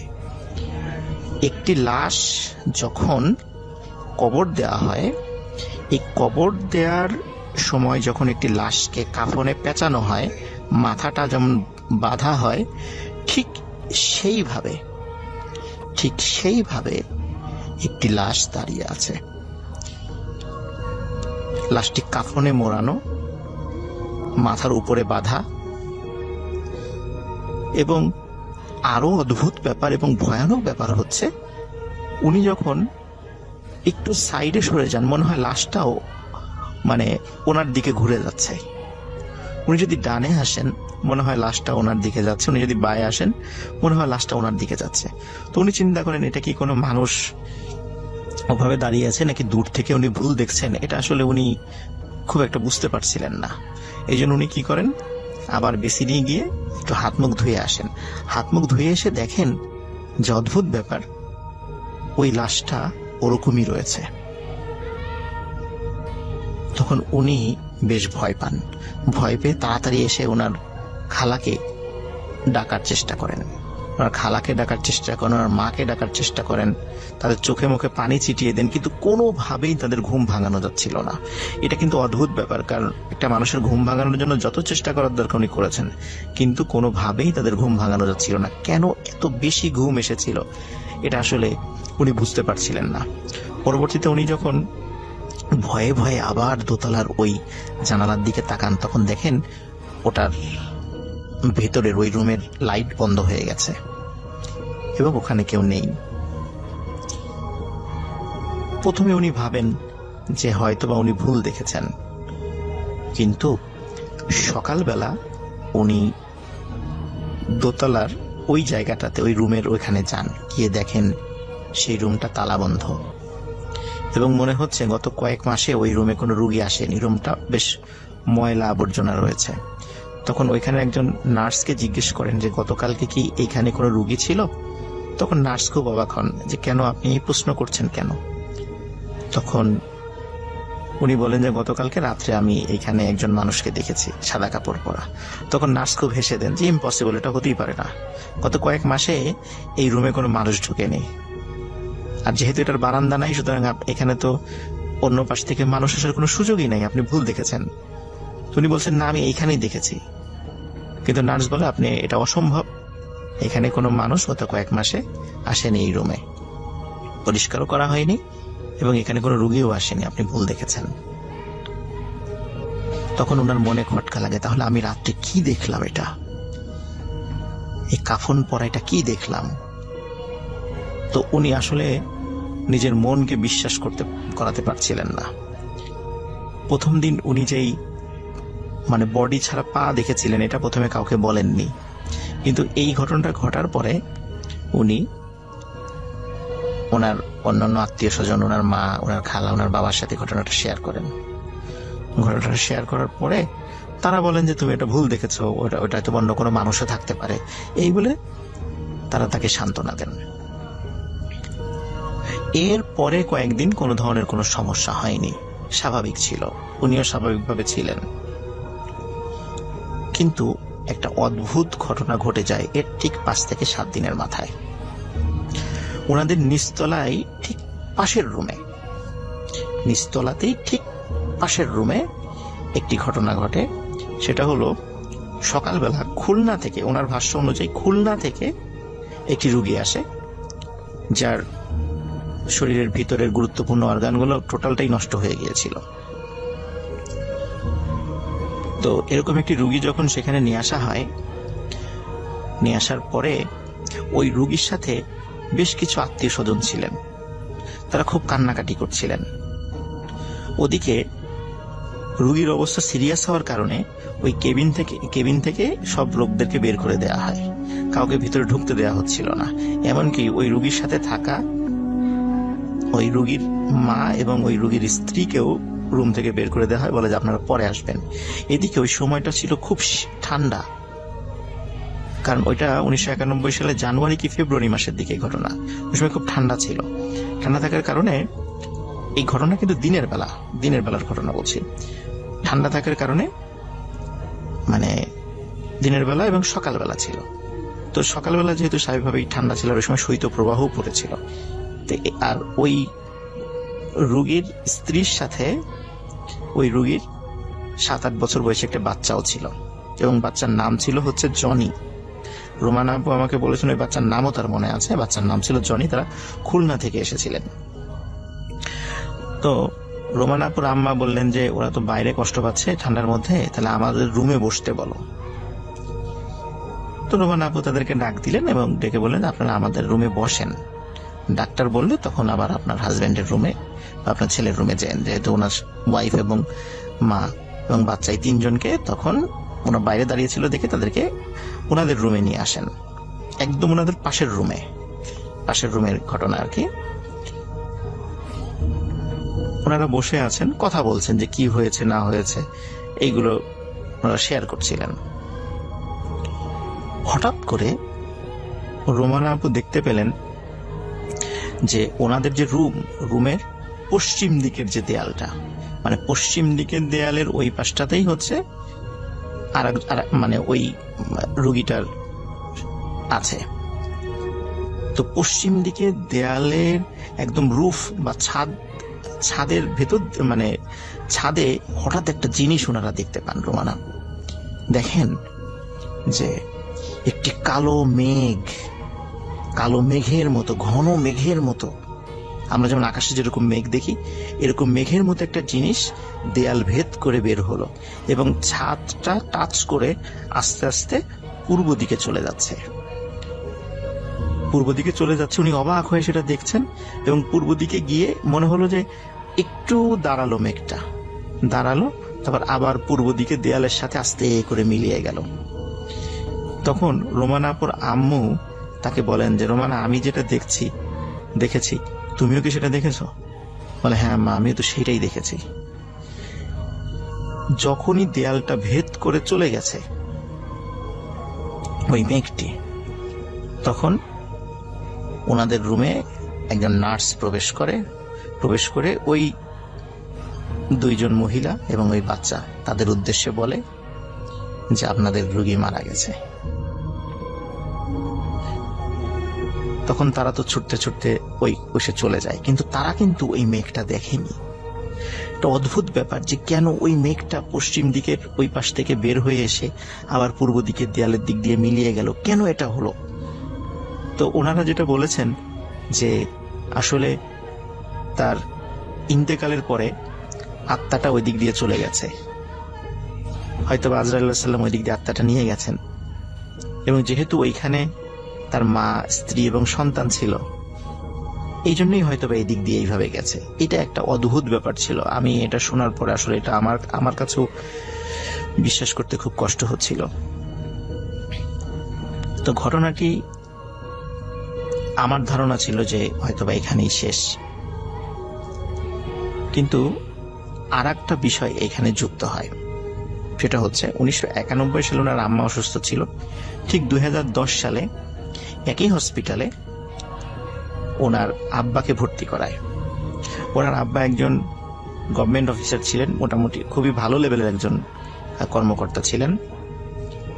তো যার কারণে ওখানে ভিআইপি কেবিনে তাকে ওঠানো হয়, আর ওখানে ওইটা ছিল, উনি আমাকে বলেছেন ওই হসপিটালের দোতলাতে 207 নাম্বার রুমে ওনারা অবস্থান করছিলেন, কিন্তু পরবর্তীতে ওনার আব্বার অবস্থা খারাপ হওয়ার কারণে আইসিইউতে একটু শিফট করা হয়। কিন্তু ওনারা, রোমানা আপু এবং ওনার আম্মা তখন ওই 207 নাম্বার রুমেই ওনারা ছিলেন, কারণ আইসিইউতে তো ওনারা থাকতে পারবেন না, কিন্তু ওনাদের তো হসপিটালে অবস্থান করতে হবে, এই জন্য 207 নাম্বার রুমে ওনারা ছিলেন।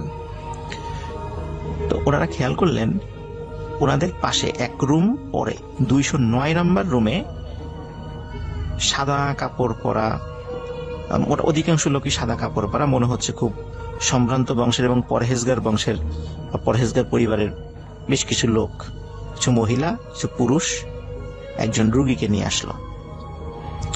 রুগীকে নিয়ে আসার পরে ওই রুমের মধ্যে থেকে গুঞ্জন শুনছে যে তারা কথা বলছে, এবং ওনাদের কয়েকজন আত্মীয় স্বজন রুমের বাইরেও দাঁড়ানো। তো রোমানা আপু খুব অবাক হচ্ছেন, কি মানে ওনাদেরকে দেখে খুব সম্ভ্রান্ত এবং পরহেজগার বলে মনে হচ্ছে। এটা কিন্তু 2010 সালের ঘটনা। আমি ফার্স্টে যে ঘটনাটা বলেছি এটা 1991 সালের ঘটনা। 1991 সালে ওনার আম্মা অসুস্থ ছিলেন, আর 2010 সালের আব্বা অসুস্থ হন। তো উনি হঠাৎ করে খেয়াল করেন যে সিঁড়ি দিয়ে একটা 6-7 বছর বয়সী একটি বাচ্চা মেয়ে দৌড়ে আসছে, সাদা একটি ফ্রক পরা, খুব সুন্দর একটি বাচ্চা মেয়ে। তিনি অবাক হয়ে ওই বাচ্চা মেয়েটার দিকে তাকিয়ে থাকেন। ওই মেয়েটার সাথে একটা অদ্ভুত জিনিস ছিল যেটা রোমানা খেয়াল করেন, সেটা হচ্ছে মনে হচ্ছিল ওই মেয়েটার সাথে ছোট্ট একটা মানে বালিশের মতো, মানে আমরা যেরকম মহিলাদেরকে ছোট্ট ভ্যানিটি ব্যাগ দেখি, মনে হচ্ছে যে ওই মেয়েটার সাথে একটি ভ্যানিটি ব্যাগের মতো আছে, সেটার আকৃতি একটা ছোট্ট বালিশের মতো, এবং সেটি একটি মনে হচ্ছে একটি আলোর একটা বক্স, মানে সেটার ভেতর থেকে আলো ঠিকরিয়ে বের হচ্ছে, মনে হচ্ছে ওটা একটা আস্ত একটা লাইট। মেয়েটি দৌড়ে দৌড়ে কি করলো, ওই 209 নাম্বার রুমটাতে চলে গেল, এবং 209 নাম্বার রুমে ঢোকার কয়েক সেকেন্ডের মধ্যেই ওই রুম থেকে আর্তনাদের শব্দ, সবার কান্নার শব্দ। তো উনি ছুটে ওই রুমে চলে গেলেন, গিয়ে দেখলেন যে ওই বেডে একটি পুরুষ এবং বয়স্ক পুরুষের মৃতদেহ পড়ে আছে, এবং ওই রুমে কোনো বাচ্চা মেয়ের কোনো নিদর্শনই নাই। উনি চিন্তা করলেন যে তাহলে এই পাশে ওয়াশরুম হয়তো বা থাকতে পারে, ওয়াশরুমের দিকে যেতে পারে বাচ্চা মেয়েটা। উনি দেখলেন না, এই রুমটার সাথে অ্যাটাচ ওয়াশরুম নাই, বারান্দাও নাই। তাহলে ওই মেয়েটা কোথায় গেল? ওই সময় যেহেতু মানুষ মারা গিয়েছে, কৌতূহল হয়ে কাউকে জিজ্ঞেস করা যাচ্ছে না, কিন্তু পরবর্তীতে লাশ বের করার সময় ওই রোগীর একজন আত্মীয়ের কাছে জিজ্ঞেস করেছিলেন যে আচ্ছা, একটু আগে আমি একজন মেয়েকে ঢুকতে দেখেছি, আপনারা কি দেখেছেন? বলে কই না তো, আমাদের সাথে কোনো মেয়ে, ছোট বাচ্চা মেয়ে আসে নাই, আর আমরা কোনো মেয়েকে দেখি নাই। উনি খুবই অবাক হন যে তাহলে আমি কি দেখলাম। উনি প্রথম 1991 সালে যে ঘটনাটা ফেস করেছিলেন, যে একটি মেঘের মতো মেঘ চলে গেল, তারপর একজনের মৃত্যু হলো, আবার একটি বাচ্চা মেয়ে সে ওই রুমে ঢুকলো, কয়েক মুহূর্তের মধ্যে তার মৃত্যু হয়ে গেল। উনি কি দেখলেন, কি ছিল ঘটনা, এই রহস্যের আজও কুলকিনারা হয়নি। হসপিটাল কেন্দ্রিক এই ঘটনাটি রোমান আপু আমাকে শেয়ার করেছেন। লিসেনার, আশা করি আপনাদের সবার ভালো লেগেছে। অডিও ক্লিপে যাব, তারপরে আবারও ফিরে আসবো। সেই পর্যন্ত আমাদের সঙ্গে থাকুন। Stay tuned for your food FM and do food day. আসসালামু আলাইকুম রাসেল ভাই। সো আমি যে আমার ঘটনাটা শেয়ার করতে যাচ্ছি সেটা সম্ভবত 2011 ও 12 দিকে, আমি এক্স্যাক্টলি মনে করতে পারছি না। আর আমার যে ঘটনাটি এটা আসলে ভূত এফএম মানে রাসেল ভাইকে নিয়ে। আমি আজও জানি না যে আমার ঘটনাটি কি কোনো ভৌতিক বা কোনো ভূত সম্বন্ধনীয়, বা এতটুকু আমি বলতে পারবো যে ঘটনাটি খুবই ইন্টারেস্টিং। সো আমি যখন বাংলাদেশে ছিলাম লাইক 2000, আমি ভূত এফএম শোনা শুরু করি লাইক 2011 থেকে। সো আমি অনেকটি এপিসোড মিস হতো না, সবসময় শুনতাম। এক কথায় আমি খুব বড় ফ্যান হয়ে গেছিলাম ভূত এফএম এর। সো এক্স্যাক্টলি আমি সালটি মনে হচ্ছে না আমার, মেবি 2012 অথবা 13 দিকে একটি এপিসোডে রাসেল ভাই আপনি বলেছিলেন যে, আপনি কি জোকস করে বলেছিলেন নাকি সত্যি বলেছিলেন জানি না, আপনি বলেছিলেন যে যদি তুমি ভূত দেখতে চাও তাহলে রাত্রে বাথরুমে গিয়ে তুমি তোমার লাইট অফ করে 1 মিনিট অথবা 3 মিনিট এই যে মিররের সামনে দাঁড়ানোর জন্য, তারপর কি হয় সেটা আপনাকে জানানোর জন্য। আমি আসলে বুঝেছিলাম যে আপনি ব্যাপারটা আসলে মজা করে বলেছিলেন, আমি ট্রাই করার জন্য জিনিসটা করেছিলাম। আমি তো মানে মনে মনে হাসছিলাম যে এটা আবার হয় নাকি, এটা রাসেল ভাই কি বলেছিলেন। আমি এক্স্যাক্টলি যখন ট্রাই করলাম তখন তখন আমি বাথরুমের লাইটটি অফ করলাম, and then I was standing like 1 minute, not even 1 minute, it was like 30 seconds. Then what happened, তখন কি হয়েছিল যে আমি আসলে এটা কল্পনাই করতে পারছিলাম না যে এটা কি সত্যি আমার সাথে ঘটেছিল। আর আমি এখনো এক্স্যাক্টলি আমার ফেসটা আমার মনে আছে যে আমি দেখলাম যে হঠাৎ করে একটা মানে আমরা গ্রামের লোকজন যাকে পাগল বলি, মানে একটা লোক বলি পাগল, লাইক বস্তা টাইপের কিছু একটা পাড়াছিরা কাপড় পিন্দে, আবার পরে ওরকম একটা লোক আমাকে সামথিং এরকম মানে জানলার ভিতরে থেকে মানে exactly soundless, like he didn't do it like sound, but he was just bored me, and then I was really scared, and then what I did, I ran away to my room. So আমি তখন এত ভয় পেয়েছিলাম যে আমি এক দৌড় দিয়ে আমার রুমে যাই। তারপর আমি রুমে গিয়ে আমার লাইট অফ করে কি করি, তখন সম্ভবত কোনো একটা ম্যাচ হচ্ছিল, লাইক ক্রিকেট ম্যাচ অথবা সাকার ম্যাচ। তখন আমি লাইক ব্যাপারটা ভুলে যাই। তারপর আমি ওই যে ম্যাচটা দেখতে শুরু করি, সম্ভবত বাংলাদেশের ম্যাচ ছিল অথবা কোনো একটা সাকার ম্যাচ ছিল। তারপর আমি ব্যাপারটা সম্পূর্ণ ভুলে যাই। তারপর কি হয়, তখন আমি আমার নিয়ম মাফিক আমি ঘুমিয়ে পড়ি, লাইক ঘড়ি 12টা 1টা অথবা 2টার দিকে। আমি আবার বলছি যে আমি যখন ঘুমিয়ে পড়ি তখন আমার ঘটনাটি সম্পূর্ণ আমি ভুলে যাই। আমার তখন কোনো কিছু মনে নাই যে এইটা আমার সাথে ঘটেছিল, বিকজ আমি ওই যে সাকার ম্যাচে অথবা ক্রিকেট ম্যাচে দেখতে মগ্ন ছিলাম। তারপর আমি সবকিছু ভুলে যাই। তারপর যখন ঘুমানোর পর যা হলো, আমি ওই দিন যেটা স্বপ্নে দেখলাম, আমি আজও এই স্বপ্নটা বলতে পারি না। ইভেন আমি ইউএসএ আসার পরে আমার একটা অ্যাসাইনমেন্ট ছিল about something happened in your life which changed you or which changed your mind. So আমি অ্যাসাইনমেন্টটি এই সম্পর্কে লিখেছিলাম। ইভেন আমার টিচারও এটা লাইক করেছিল এবং আমাকে নিয়ে এক্সট্রা কোয়েশ্চেন করেছিল about something like that. So যেটা হয়েছিল ওই দিন রাত্রে আমি যা স্বপ্নে দেখলাম যে আমি কোথাও একটা নদীর পাশ দিয়ে হাঁটতেছি একা একা। এখন যখন আমি নদীর পাশ দিয়ে আসলাম হঠাৎ আমি দেখলাম যেখানে একটা খুব বড় একটা জাহাজ এবং এইটা সম্ভবত 6-7 স্টোরি, লাইক 6 থেকে 7 তলা জাহাজ এরকম হবে। তখন আমি কি করলাম, যখন হাঁটতে হাঁটতে আমি একা একা ওই জাহাজটিতে উঠলাম। তারপর এক করে আমি একেবারে জাহাজের উপরে লাইক 7 তলা অথবা 8 তলা এখানে গেলাম। তারপর গিয়ে আমি দেখলাম এখানে প্রচুর লোক এখানে চিল করছে। ওইখানে তারা like they have like a good moment, they are chilling something like that. So আমি বিষয়টা আমি মোমেন্টটা এনজয় করতে লাগলাম। তারপর হঠাৎ কি দেখলাম ওই জাহাজের একটা খুনায় একজন কাপল লাইক তারা স্বামী স্ত্রী এবং একটা বাচ্চা ছেলে লাইক তাদের খুলে এবং তারা ওইখানে লাইক একা একা তাদের গল্প গুজব করছে। তারপর আমি তাদের পাশে কি জন্য আমি গেলাম আমি নিজে জানি না। তারপর কি হলো, তাদের খুলে যে বাচ্চাটি ছিল বেবি, ওইটা তাদের হাত থেকে পানিতে পড়ে যায়। তারপর মানে মোমেন্টটা লাইক সম্পূর্ণ একবারে সাইলেন্ট এবং ভেরি স্যাড মোমেন্ট হয়ে যায়।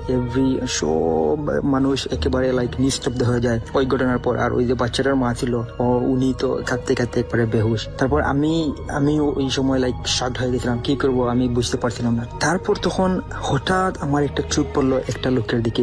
ওই যে সেম লোকটা আমি আয়নায় দেখেছিলাম, ওই লোকটাই ওইখানে লাইক ওইটা আমার দিকে তাকাচ্ছিল। আমি ওইটা দেখার পর মানে স্বপ্নের মধ্যে আমি খুব বেশি ভয় পাই। তারপর তাড়াতাড়ি আমি জাহাজ থেকে নেমে দৌড় দিই এবং আমি দৌড় দিতে দিতে পিছনে আর মানে আমি পিছনে তাকানোর আর কোনো সাহসই পাচ্ছি না, আমি দৌড় দিতেছি। তারপর কি হয়েছে রাসেল ভাই, অনেক দৌড়ানোর পর আমি যখন পিছনের দিকে তাকালাম তখন দেখলাম যে লোকটা আর নেই। তারপর হঠাৎ আমি কি দেখলাম যে আমার সামনে একটা লাইক বাস, ছোট্ট একটা রাস্তা আর ওইখানে একটা বাস আমার সামনে। তারপর আমি বাসটা পাইতে পেতেই আমি বাসে উঠে গেলাম।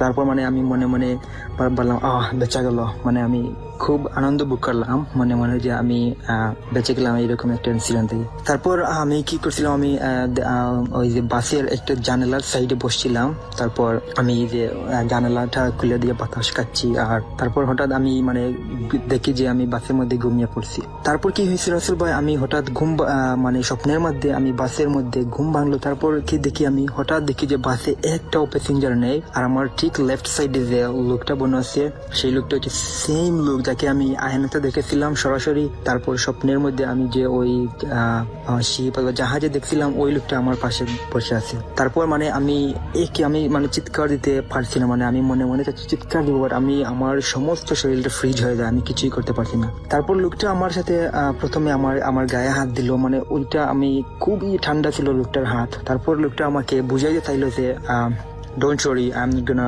Harm you. মানে লোকটা আমাকে এটা বুঝাইতে চাইলো যে চিন্তার কোনো কারণে আমি তোমার কোনো ক্ষতি করব না। তারপর লোকটা একটাই কথা আমাকে বলেছিল, ওই যে তার মানে স্বপ্নের মাধ্যমে লোকটা আমার হাতে কোনো একটা জিনিস দিছিল। তারপর লোকটা ওই একটাই কথা আমাকে বলেছিল, লাস্ট সেন্টেন্স যেটা বলে, ওই সেন্টেন্স আমি এখনো ওইটা লিখে রাখছি এবং ওই সেন্টেন্সটা আসলে খুবই উপকারী আমি মনে করি আমার লাইফের জন্য। যে লোকটা যে সেন্টেন্সটা বলেছিল যে, সো বেসিক্যালি লোকটা বলছিল যে এই যে পৃথিবী, মাটি, মানুষ, নদী, পাহাড়, পর্বত যা কিছু আছে, যা কিছু আমরা দেখতে পাই বা না দেখতে পাই, সব কিছুই সৃষ্টি হয়েছে একটা রিজনে। আর এই সব কিছুই এমনিতেই কখনো সৃষ্টি হয় না, সবকিছু সৃষ্টি করার একটা উদ্দেশ্য রয়েছে। আর যেই এই সব কিছু সৃষ্টি করেছেন তিনি হচ্ছেন সেই মহান সত্তা। সেটাই ছিল ভাই আমার ঘটনা। যদি ভালো লাগে শেয়ার করবেন। And advance thank you so much for sharing. And আমি আগে বলেছি ভাই এটা ভৌতিক ঘটনা কি না তা আমি জানি না, তবে obviously I think it's interesting event and you guys like it. আসসালামু আলাইকুম প্রিয় লিসেনার্স, ধন্যবাদ জানাচ্ছি আরও একটি নতুন ভূত এফএমে। আশা করছি আমাদের আজকের ভূত এফএমটি আপনাদের কাছে অনেক বেশি ভালো লাগবে।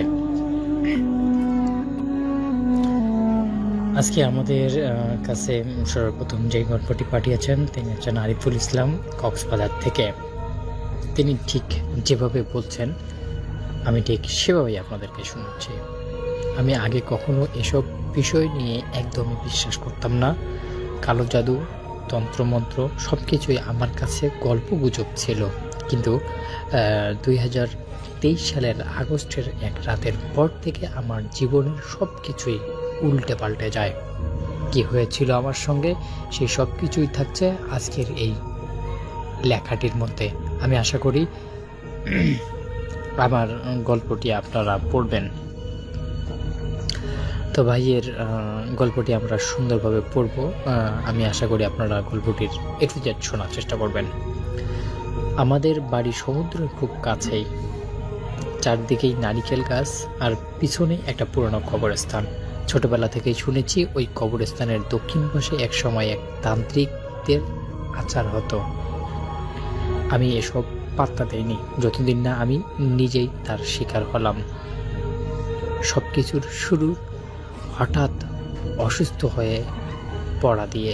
প্রথমে মাথা ব্যথা, তারপর রাতে অদ্ভুত স্বপ্ন, সবুজ আলোর ভরা এক ঘর, মাঝখানে দাঁড়িয়ে আছে লম্বা শিংওয়ালা এক ছায়া, হাতে কোনো এক পুরনো তামার পাতা। স্বপ্নের শেষে সেই পাতা আমার জল জল করে আমার নিজের নাম উঠত। 2 সপ্তাহের মধ্যে শরীরের একেবারে ভেঙে পড়ল। ডাক্তাররা বলল কোনো শারীরিক সমস্যা নেই, কিন্তু আমি জানতাম কিছু একটা আমাকে ধীরে ধীরে গ্রাস করছে। গোপন সত্য, আমি একদিন পাশের গ্রামের এক বয়স্ক মহিলা, যাকে সবাই রোহানি আপা বলে ডাকে, আমাকে ডেকে বলে,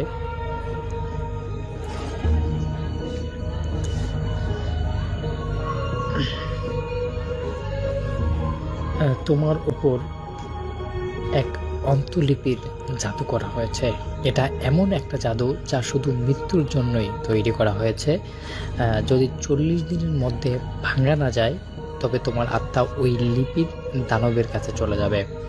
তার মুখে শুনে শীত দাঁড় হয়ে ঠান্ডা হয়ে নেমে গেল। আমি জিজ্ঞেস করলাম, কে এমনটা করতে পারে? রোহানি আপা বলল, কেবল একটা নাম ফিসফিস করে বলল, মোহনতান্ত্রিক। তান্ত্রিকের ছায়া। মোহনতান্ত্রিক নামে আমি আগে শুনেছি। লোকেরা বলে সে শত্রু ধ্বংস করতে তামিল কালো জাদুর ভয়ঙ্কর রূপ ব্যবহার করে। তার বিশেষ অস্ত্র শয়তানি তন্ত্রলিপি। এই তামার পাত নাকি 100 বছর আগে সমুদ্র তীরে এক ভাঙ্গা মন্দিরে পাওয়া যায়। আচারটি হয় আমাবস্যায়। শ্মশানের ধুলো আর মৃত মানুষের নখ তেলে মিশে লিপির প্রতীক আঁকা হয়। লিপির কেন্দ্রে টার্গেট করে সেই টার্গেটের নামটি লিখলেই তারপরে সেটাকে কালো মুরগের রক্ত ঢেলে প্রতীক সক্রিয় করা হয়। শেষে মন্ত্রপাঠের সময় লিপি থেকে জাদু সোনালি আলো বেরিয়ে আসে এবং দানবের সাথে চুক্তি হয়। মোহনতান্ত্রিক যদি কারোর নাম সেখানে লেখে, তাহলে দানব 40 দিনের মধ্যে সেই মানুষকে হত্যা করে আত্মা নিয়ে যায়।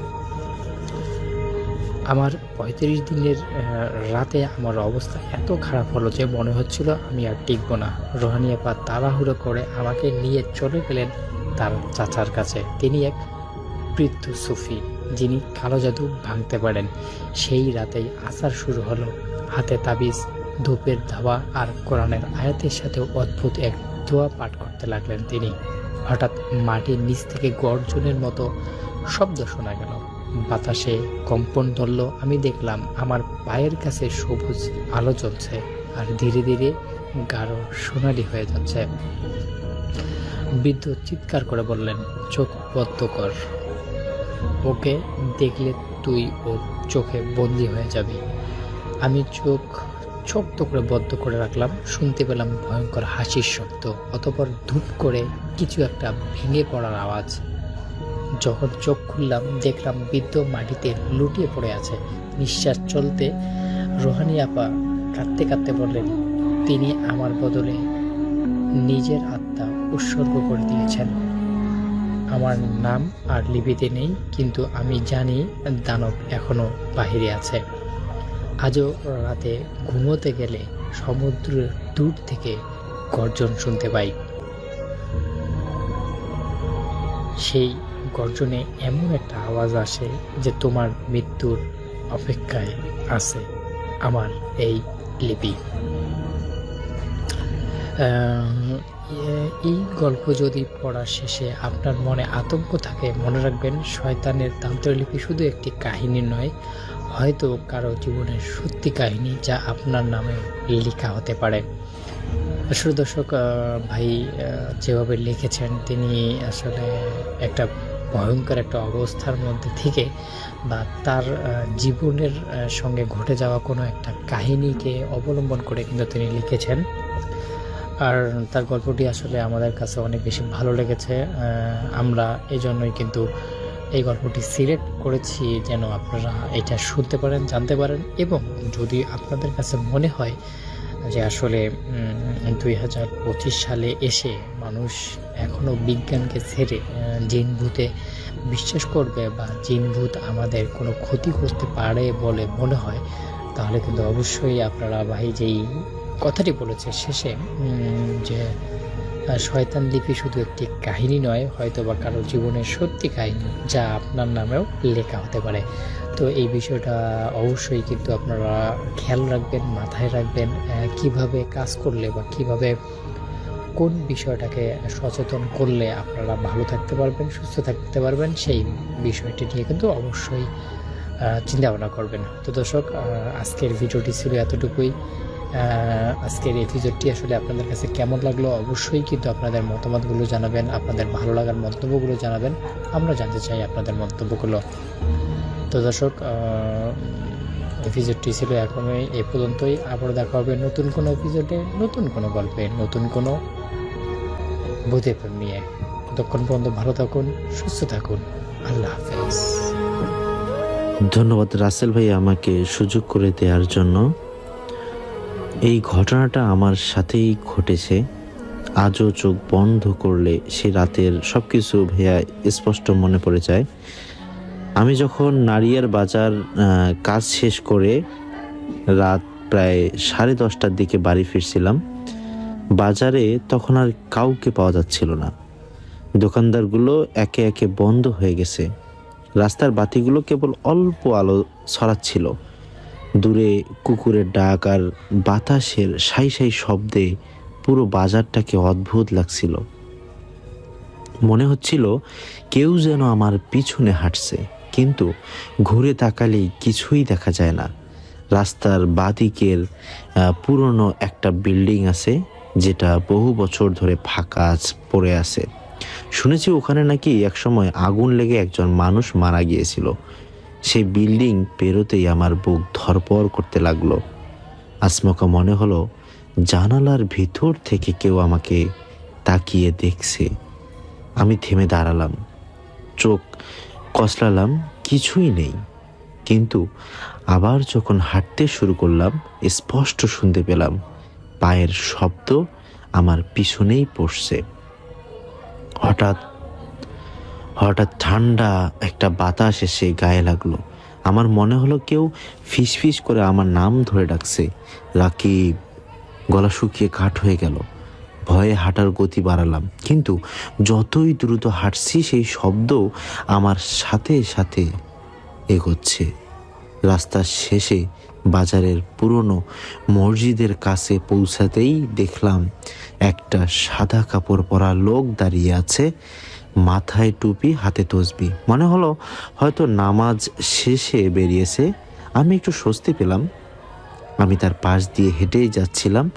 হঠাৎ লোকটা আমার দিকে মুখ ঘোরালো। আমি অবাক হয়ে দেখি তার চোখ একদম সাদা, কোনো মনি নেই। সে আস্তে করে হাসলো। সেই হাসি এতটা ভয়ঙ্কর ছিল মনে হলো বুকটা ফেটে যাবে। আর তখনই বুঝতে পারলাম সে মানুষ নয়।